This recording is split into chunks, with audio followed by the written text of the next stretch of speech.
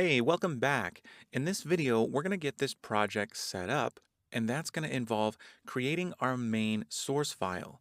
In fact, we're going to call this main.cpp, and this entails all skills that you've gained in the previous sections. We're going to create a Raylib window for our game. And now that we have a nice 2D map that we've created and tiled, we're going to draw that map to the screen. Now, you already have these skills, so this is going to be a challenge for you. Create a new source file and call it main.cpp.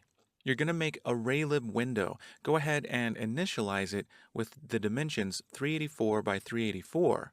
Add everything you need to the main.cpp source file and load the texture of the 2D map that you created and tiled.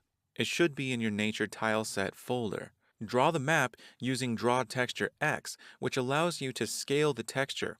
Now, since this is a smaller image, we're going to scale it up by a factor of 4. So pass 4 in for the scale of this function. And go ahead and look at your past projects. These challenges are not a closed book test. You can always look at resources, look at your past projects, even search for answers on the internet, because that's what developers do in the real world. So I don't expect you to remember these things off the top of your head. Pause the video and create your source file now. Okay, so I've got my Visual Studio project set up. Now you should have a folder with the .vs code and the characters and nature tile set along with the other files that came with this, and you should have Visual Studio open to this. Now just to remind you, you can go to File and Open Folder, and you can choose the folder that you wish to work in for your workspace. Now let's make our source file. So let's go to File, New File, and right off the bat, let's save it with Save As, and we'll call it main.cpp. Go ahead and click Save. Now let's write some C++. The first thing we'll do is include the Raylib library. So include raylib.h. Next, we need our main function. So int main, and we need to call init window. Now, init window takes a window width and a window height. So let's make a const int called window width and initialize this to 384. And we'll make a const int window height. And we'll initialize this to 384 as well. Now we've also made an array in the past called window dimensions. If you did it that way, that is totally fine. Let's go ahead and call init window. Now for the width, we're going to pass in window width. And for the height, we'll pass in window height. Next, we need a title. Now, go ahead and customize this by using your own name. I'm going to call this Stevens Top Down, since this is a top-down game, and there's my semicolon. Next, we need to set the target FPS, so let's set target FPS, and just like in our previous programs, we'll use 60. Next is our while loop.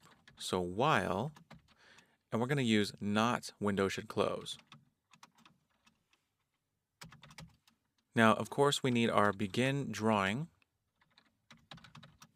and our clear background, and we're going to use white.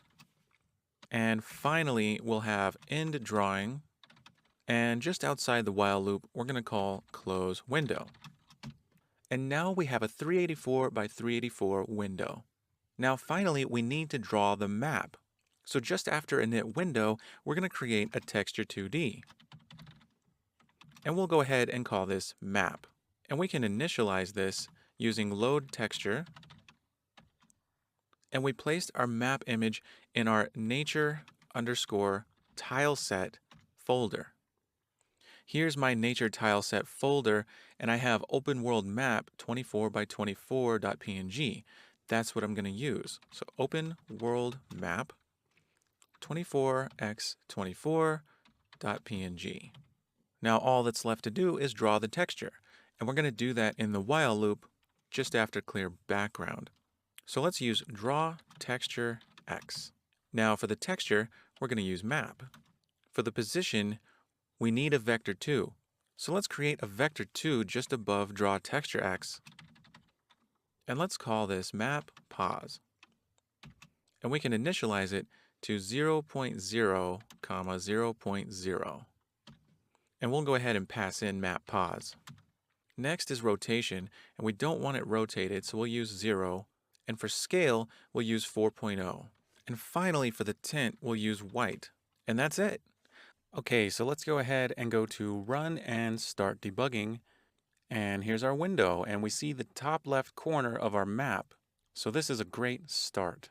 So in summary, we've created our main.cpp source file, and we drew our map to the screen by creating a Raylib window and initializing the window, creating our while loop, and all the necessary things to get a basic program started. We'll continue with this in the next video by adding input capabilities so we can move around in our map. See you in the next video.